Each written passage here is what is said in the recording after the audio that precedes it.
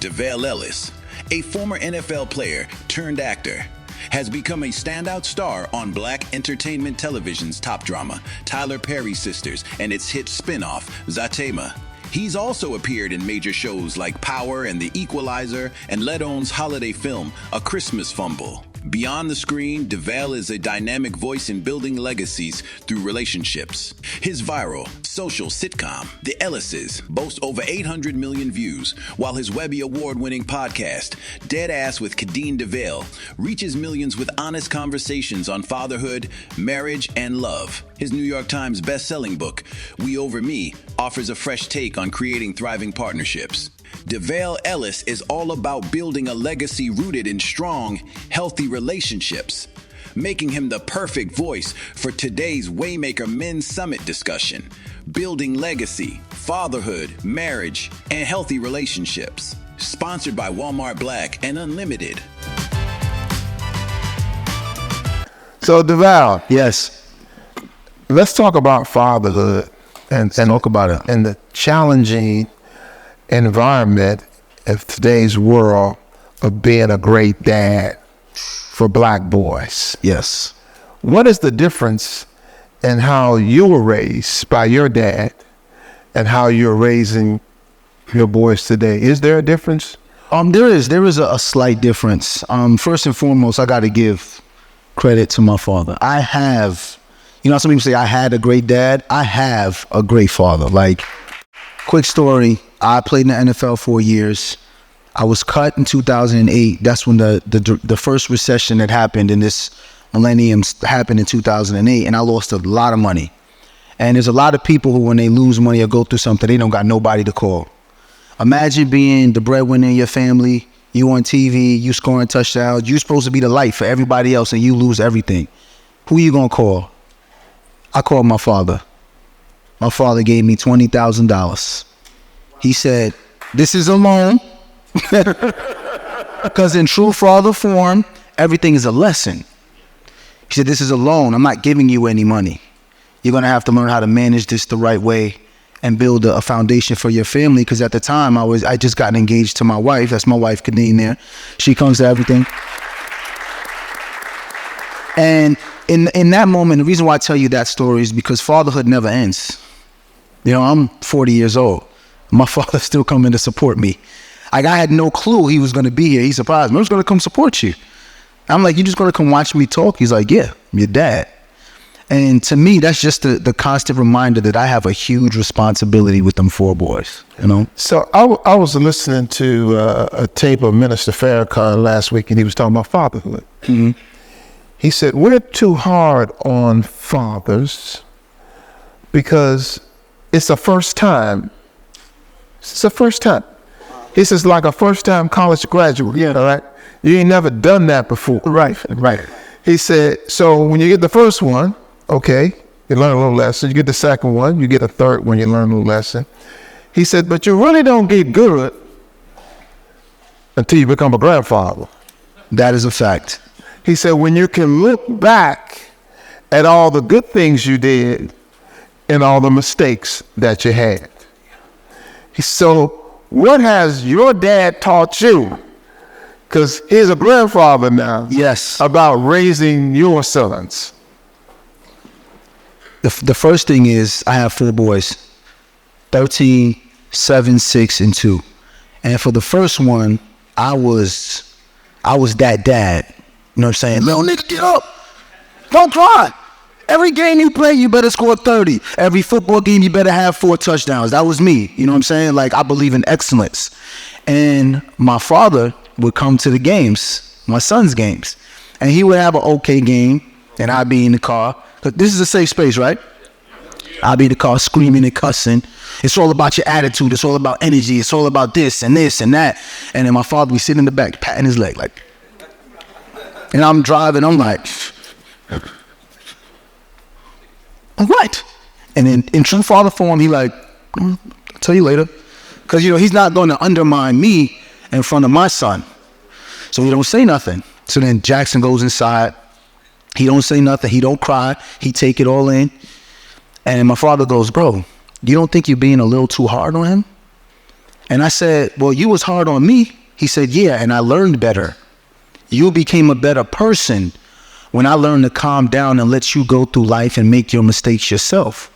You're going to have to let him go through that. Regardless of how good of a dad you think you are going to have to let him make those mistakes and those choices. So it's better if you let him make those mistakes and those choices when the stakes are low. And I was like, this was about 2 years ago. So he's 11. I kid you not, guys. I stopped going to basketball games.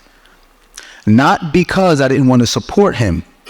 I didn't want him to feel like he had to do anything for me. Because then I also got the reminder that my dad worked and my mom worked. He couldn't make every basketball game. So I had an opportunity to make mistakes and develop. And I didn't have nobody hovering over me and telling me how wrong I did everything. And it was in that moment that I didn't just learn how to be a better father, but I also learned how smart my dad was. To self-correct in moment. Think about that. You see your son, your grown son, doing something wrong. And then rather than saying, Devale, stop. I know how to do this better than you. He just let me do my thing. But then I also realized that he was letting me make my mistakes the same way he was telling me to let Jackson make his mistakes. So it was just like, it was a deep moment for me. And I was just like, man, that's what fatherhood is. Fatherhood is not preventing them from making the mistakes, but being there when they make the mistakes to kind of give them a little pat on the back. Like, hey, you get them next time, but just figure it out. So I think with my father, and it just learning, like, back in the day, we grew up with a little bit of trauma. My dad grew up, his parents are from Jim Crow South. His father is former military. So they were raised with the iron rod. Y'all know what that means, right? Yeah, my grandmother used to whoop my ass. Like fly swatter, belt, slippers, for doing kid stuff, You at a conference, you spill the water, blah, the water spill. Gotta get my ass whipped now because I spilled water. Yeah, a lot of people have grown up the same way. I don't raise my kids that way. So this is sponsored by Walmart and Black and Unlimited. How do you tap into the unlimited potential of your kids? How do you get them involved, make them believe they can do anything they want to do? Our theme this year is competing against yourself. Absolutely. And, because most times as Black males, we think we get one good shot. Exactly. You blow that, yeah, it's over. So how do you sort of work with them and raise them so they believe that they have unlimited opportunities? There's nothing that can hold them back. I teach all of my sons, doesn't matter if it's football, basketball, track, coding, art, to fall in love with the process of being great, right? And a lot of people don't understand this. As a professional athlete myself, if you don't love the process of being great, you'll never be great. And people say, what's the process of being great? This is the process of being great, to go do the thing that you love to do. Are you willing to do that? Yeah, okay. So I'll get you a trainer. Trainer be at the house at 5:45, and Jackson got to be up. I thought he was going to quit. It's been 4 months. Wow. And this is how you support your kids. You don't tell them, I got this training for you. I spent all this money. You better score 40 points in the game. I said, well, are you having fun? Are you getting better today? Because every morning you wake up, you got two options. You either get better or you get worse. Nobody stays the same. You wake up in the morning and choose to do nothing, you got worse.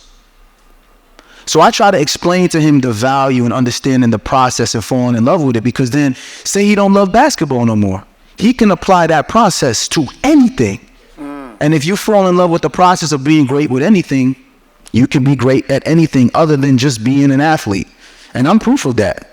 Like, I went from being an athlete to an author, New York Times bestselling author, podcaster, Webby Award-winning podcaster, actor on 2 #1 shows. Not because I'm so great at one thing, because I fell in love with the process of what it takes to be great. I love to work. I love it. I get up early. I work out every single day. I read a lot of books. If I fall in love with something, I don't just try to emulate the greats and what they do. I study the craft of what they've done and fall in love with that part. And if you really want to help your sons or daughters be great, teach them the same thing. Tell us about the complexities, Devale, of being in Hollywood and being a dad, and also having a huge social media following. Tell us, how is that challenging for you being a dad? To be honest, man, it's really not challenging, as challenging as people think it is. I've learned to stay grounded. You know, I've learned to understand that you're never as important as you think you are. So if you can stay grounded like that, you always focus on the work. I have a beautiful and intelligent wife that she and I make plans for our kids every single day. And as long as we stick to the plan, our kids don't have to get caught up in the Hollywood bullshit. You know, when we decide what we're going to post, we talk to our kids about it. Jax, hey, we were filming you do practice. Do you mind if we post this? He can say yay or nay, because then he learns how to have autonomy over his time and his image and his likeness, which is important for any athlete who understands what's going on in the world now. Our image and likeness as black athletes has been exploited since the dawn of time. And until you learn to understand the value you have with your name, image, and likeness, we will continuously be exploited. So I'm not going to let Hollywood exploit me or my kids. You are more of a dad on your social media platforms Yes. than you are on TV. Yes. Yes. Not a good dad. I'm not going to get into that dad on TV. No. All right. So you had a dad on your social media platforms, and you're constantly on there with your kids. Yes. How are they relating to that? Do they understand that as of yet? The oldest one is starting to. It's important for me to be transparent with them. I'm transparent with all of you, so I got to be transparent with the 4 ones that look like me. So I tell them exactly what it is. I explain to them the business of everything. I break it down, everything to analytics. I'm like, guys, check this out. Y'all want to make videos? No, we tired of making videos. Cool. Y'all don't make videos. I get $1,000 per video. I do a video a day. That's $30,000 a day. That's $30,000 a month times 12 months. That's $360,000 a year I make from doing videos. Damn. Yeah. If you understand content creation and you understand how important these videos are. So I explain to my kids, there are things that you want and there are things that you want to do in life. This provides that. So if you want to be involved with it, you can help dad make money. I explain to them how much money goes into their trust funds. All of my kids are employees in my business, Savage Savant. They all get salary every year, 401k, and a 529 plan. And I explain to them what I'm doing for them so that they don't feel like they're just doing whatever dad says. They understand that, wait a minute, this is for me. Yes, because when you graduate from high school, you have $1.8 million in your account that you worked for. What else do you think is missing from today's conversation between dads and their sons? Understanding women. I'm gonna be honest. I'm still a mentor to a bunch of pro athletes, a bunch of guys that y'all watch every day. Call me, ask because they seen me on Instagram. Yo, I don't know how you and your wife do that, man. Me and my wife want to be able to do this. I want to do this with my kids. And the first thing I ask them is, anybody ever speak to you about women? And they say no. Now, my dad is sitting right here. My father never spoke to me about sex. My brother had a baby at 17, but my father talked to me about women. And I believe the reason why I am able to be who I am is because my father taught me discernment. Discernment teaches you how to pick the right woman. If you want to be married, come on now. And I think this is important because if you watch some of your favorite actors, entertainers, or athletes, and you say, this nigga got 4 baby mothers, and everyone he chooses is just like the last one.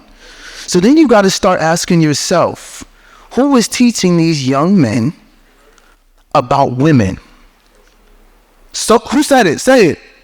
Social media, the Zeus Network, BET. You know what I'm saying? Who is controlling these images? Who are controlling these messages that are coming down to our sons and our daughters? which is another reason why I'm so big on putting myself on social media, because I want people to see that there isn't only one way of living life. You don't got to be the tough guy all the time. You know the tough guy end up dead or in jail. I know plenty tough guys. I got some in my family just getting out. Cousins I grew up with just doing dumb shit. And I'm like, and when I think about myself now, I'm like, where did we learn this? I used to have a mentorship program. I retired from the NFL, mentored over 700 boys. 75% of the young boys that I mentored, no father figures in their life. So should I be mad at those young men? No. Should I be mad at their moms? No. Should I be mad at their dads? No. What you have to learn to do is understand the context in which black men exist in this society, and understand that the black family has been on target, has been under fire and been a target since our inception coming here in 1619. If you understand that, then you understand that they've been trying to tear us apart. They don't want us to love our women. They don't want our women to respect us, and they don't want our kids to listen to us. If you understand that and understand the history of this country, you stop taking the chances that people are taking and start making your own choices for your family. And for me, that conversation with my boys is number one, because I want the black family to thrive. The reason why I'm able to do what I can do is because I called my father. Remember that story I told in the beginning? I had to borrow $20,000 from my dad. My dad didn't have $20,000 to give me, but you know what he had? Trust that I was going to do the right thing because of the conversations we had.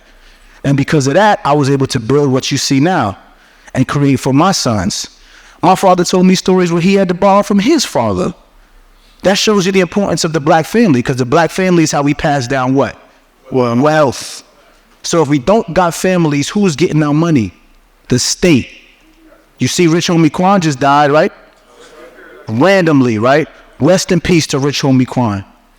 But who set up his trust? Who gonna take care of his kids? Who gonna take care of that woman? If you don't have a family structure in place, who gonna take care of us? You see what I'm saying? Plus, nation building starts with us in this room. If I got $5 and we all spend our $5 in the same place for someone who owns a business in here, that person can get rich. And you know what that person can do? Help somebody else. And before you know it, everybody eating. Perfect example, where's Matt? It's my boy Matt. I used to train Matt in Brooklyn. Matt used to work at Walgreens. You know what Matt does now? All my content creation. Oh, wow. Matt makes over 6 figures. Matt also just does the content creation as a second job because Matt has his own business. But that wouldn't have happened. Shout out to Matt. That wouldn't have happened if Matt didn't come to the gym that me and Dolo, another young black brother, owned when I had just got out the NFL. So here you got 2 black brothers working together, help another black brother. He also got young people that he mentored who look just like y'all. And when they come up, you know what Matt gonna do? The same thing. Just like Nick, who, y'all listen to Nick, didn't y'all? This how social media, how wild the media is. People want y'all to hate Nick, right? Oh, he got all these kids. You know how many millionaires Nick Cannon has made? You know how much wealth he's put back into the black community? They won't ever tell that story. The story they're going to tell is all the other stuff so that we can discredit each other and not like each other. Thank you. It ain't our business. It ain't. But that man is putting millions in other people's pockets. And I'm talking about people I know for a fact. DC Young Fly, one of my homies. We sit courtside at the Atlanta Hawk games. Got 22 acres in Atlanta. I said, yo, how you get 22 acres? You know what he did? Told me the secrets. So now I'm about to buy some land in Atlanta. What do you love most about being a dad? What do I love most about being a dad? Being able to watch my sons live life free as black kids. Right. I grew up, man. Shout out to my grandparents, man, my father's parents, who we used to go down to Morristown, Tennessee every summer. That's Jim Crow South. My grandmother said, my job is to get y'all back to New York alive. Don't do this. Don't ask for this. Don't look them in the eye. Don't say nothing. Don't run. You know what I'm saying? It was like, and I asked Nana, I said, Nana, why were you so afraid? She was like, I grew up in a time where if you look a white person in the eye too long, you could be hanging from a tree and no one will care. So, you know how we talked about what you do differently? My grandmother raised us with an iron fist because she wanted to save our lives. For me, to be able to watch my boys in my backyard, I get a little choked up thinking about it. But I got a grotto, 12,000 square foot home with a pool, a waterfall, and I watch my kids run full speed out the house, jump, making all sorts of noise, laughing, playing music loud, things I wasn't able to do because there wasn't that level of freedom there. The greatest thing for me is to be able to walk in any place and my kids can say, I do what I want because my dad ain't gonna take no bullshit. You know, I used to walk places and certain person come up and my grandmother immediately like, come here, stay here. Not my kids. Where y'all going? Okay, make sure you be respectful. Make sure you walk with your head up. And make sure you don't take no bullshit from nobody. Feels good to give that to my kids, man. Devale, is a salute and honor to your dad. What are the things that he taught you that has allowed you to tap into your unlimited potential? It gets me choked up because number one, my pop surprised me. I didn't know he was coming today. So I love you. Because a lot of people don't have their father. I got my father. But I got a tattoo on my arm. Psalms 27. The Lord is my light and my salvation. Whom shall I fear? The Lord is the stronghold of my life. Of whom shall I be afraid? I walk out in the world fearless because I got a heavenly father and I got an earthly father. And for lack of a better word, can't nobody fuck with me. Like I got my dad. Like, you know what you don't know what it feels like when you ever see the picture of the lion cub with the lion behind them and the lion growling and the lion's just standing back there. My father taught me not to fear nobody. Stand 10 toes on yours. Put me in karate or earlier jujitsu. Said if somebody bully you and you come in this house being bullied, you get bullied by me. I learned how to fight. You know what I'm saying? Me and my brother have a brotherhood that my brother's my best friend. He's 2 years younger than me. And everything he do in life, I do in life, we do it together. We build businesses together. We do everything together. My father just taught me that if I have my brother by my side, there's nothing I can't do. And what we all got to understand as a group of black men is that we all brothers. Imagine we all walk in someplace. Can't nobody fuck with us? Let's be real. Who gonna fuck with us? Look at this room. Look at this room. If we have solidarity together as men, imagine the stuff we can do. Facts. And I learned that from my dad, man. My dad had the junior layman in Salem Missionary Baptist Church. Bunch of young black men who he helped mentor them, get them to college. One of them is my financial advisor today. And it just taught me the power of community. Power of community. And Scoop, I want to say this in front of all these men. I love you, bro. I do, man. And thank you. Thank you. Now you brothers understand why Devale Ellis is our Father of the Year. Thank you. And to his dad, thank you for him. So we appreciate you. Love you, bro. Y'all show some love.